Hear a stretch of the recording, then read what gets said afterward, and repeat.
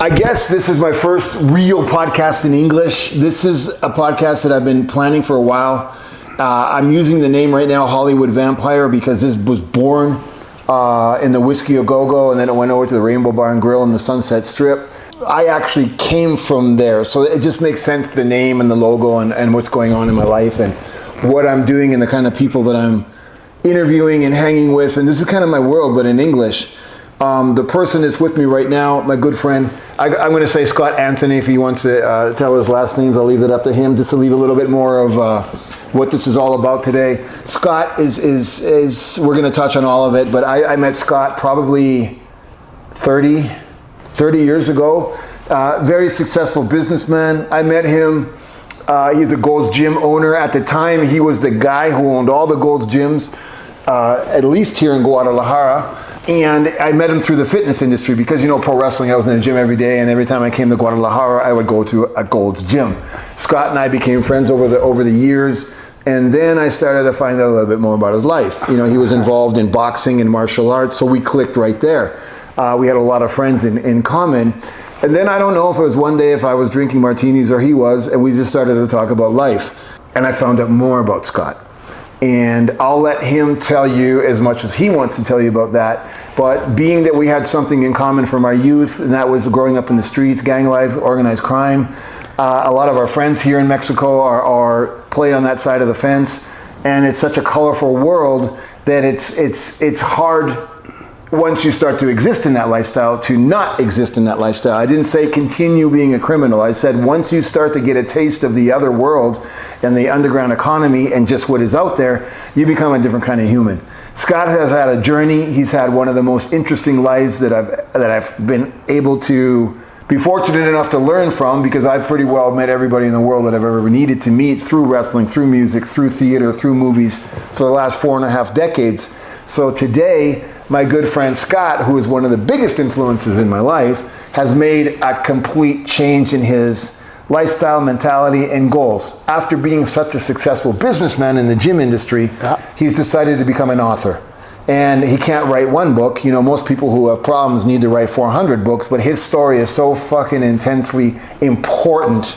I think you've written 5 books, is that correct? We're coming out with 5? I have 5 manuscripts done. Okay. Yes. So, yeah, so it's going to be an interesting read. You're going to learn a lot. You're going to be entertained. I am betting very quickly that it's going to become a bestseller and it's going to be picked up for cinema or television. So, in saying that, I want to present to you probably my closest and my oldest friend, Mr. Scott Anthony. I'd like to correct a few things. The first thing is not his closest, but his only.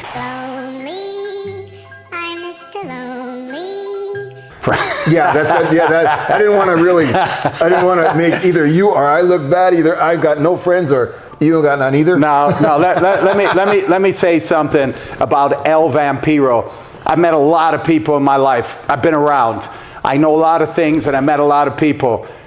This guy is famous. We've been to Japan together. I've been all over the U.S. with you, all over Mexico, and anywhere he goes, he gets mobbed. That was like the first time that it really registered with me, and I understood what a burden it is to be famous. The first time it really happened was with Julio Cesar Chavez, but I was really young and it didn't pay much attention. But with my friend Vampiro, we've been together so many places, can't eat a meal. The cooks come out of the kitchen, the waitresses, people at other tables, they start looking at them, they start clicking pictures. So anybody out there that has this desire and you have this thought and you think, I want to be famous, it seems so cool. Be careful what you wish for, because you just might get it. It isn't easy to be famous. It's a burden this poor guy carries around all the time. Yeah. You know, I suffer. Thank you very much for that, Scott. And it's true. You know, it caused me a lot of PTSD, and we're going to talk about all that kind of stuff too. But I appreciate you pointing out those details. I just finished telling his entire film crew here about this. I brought this out. Ian gave me this 21 years ago. I was living with him. We were roommates, and I have a son. My son is now 23, so he's 2 or 3 years old at that time. Yep. And Ian gave me this, and he said, Scott, not only did he give me this, He gave me one of his uniforms that he wrestled in and the belt. It was going to be, I've seen him about, I don't know if without exaggerating, 30 times say I'm retiring. I said, I'm done. I'm done with wrestling because it's a hard job. And he gave me this, and he said, I wanted to put it inside of the case. My son got it for about 10 seconds, ripped the package over, played with it, so it's no longer the collectible it was. But how many of you out there have your very own doll?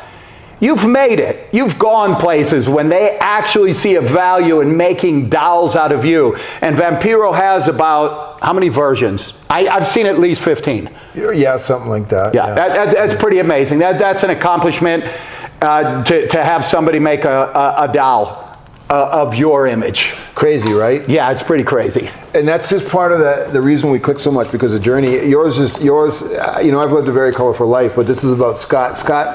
So let's the books are, in pro wrestling, we start from the back. Like, we know the finish of WrestleMania next year, but how do we get there?